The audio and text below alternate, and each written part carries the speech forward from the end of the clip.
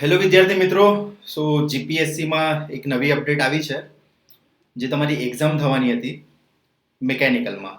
જાહેરાત ક્રમાંક 39/39/2023-24 વાળી, બરાબર. તો એમાં એક નવું ચેન્જીસ આવવા જઈ રહ્યું છે. તો મારું નામ છે મહેશ માલુસરે. એક્યુમેન ગેટ એકેડેમીમાં તમારું સ્વાગત છે. તો હાલો જોઈએ આપણે કે શું એ ચેન્જીસ આવેલા છે. ઓકે,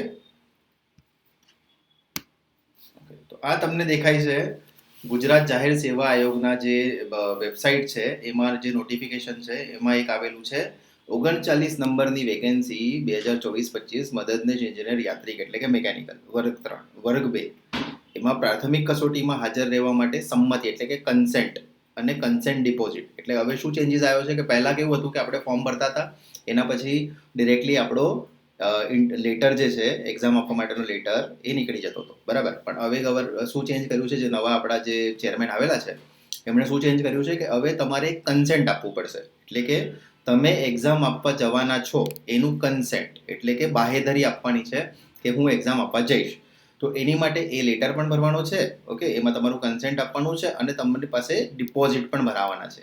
કેટલી અમાઉન્ટ છે ડિપોઝિટમાં? તો ડિપોઝિટમાં છે જનરલ કેટેગરીના જે સ્ટુડન્ટ છે, જનરલ કેટેગરી, એ લોકો માટે છે 500 રૂપીસ, એમાં ફિમેલ સિવાય, અને બાકીના બધા જેટલી પણ કેટેગરી છે એ લોકો માટે છે 400 રૂપીસ, બરાબર.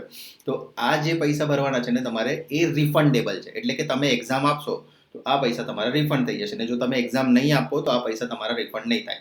આનાથી થશે શું? તો આનાથી થશે ફાયદો. એક્ઝામ જે કન્ડક્ટ કરે છે એટલે કે જીપીએસસી, એ લોકોને ખબર પડશે કે આપણે કેટલા પેપર કાઢવાના છે.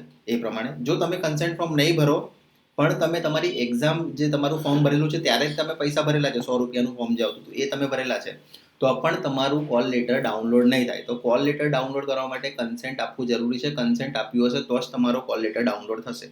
તો આ જે કન્સેન્ટ ફોર્મ આપવાનું છે 7 તારીખ 7/1/2025 એટલે કે આજથી ચાલુ થઈ ગયું છે 3 વાગ્યાથી, અને 15/1/2025 સવારે 10 સુધી જ રહેશે. એટલે કે 7 તારીખથી ચાલુ થઈ ગયું છે ને 15 તારીખે 10 વાગે બંધ થઈ જશે. એટલે કે 14-15 ઉત્તરાયણ છે.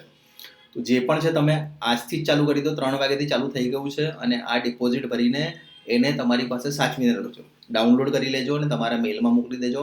આ ડિપોઝિટ ફીસ તમારી રાખવાની છે તમારી સાથે એનો લેટર, અને એના પછી તમારો જ્યારે કોલ લેટર ડાઉનલોડ થાય તો જ્યારે એક્ઝામ આપવા જાઓ છો તમે, એટલે કે 23 તારીખે ફેબ્રુઆરીમાં તમારી એક્ઝામ છે, તો ત્યારે તમારે આ લેટર, કન્સેન્ટ લેટર પ્લસ તમારો જે એક્ઝામનો લેટર છે એ બંને લઈને તમારે જવાનું રહેશે. ઓકે, તો આ ઘણી ઇમ્પોર્ટન્ટ માહિતી છે. કન્સેન્ટ લેટર ફોર્મ નહીં ભરો તો તમને એક્ઝામ આપવા દેવામાં નહીં આવે, એ શ્યોર છે. ઓકે, ચાલો, થેન્ક યુ વેરી મચ.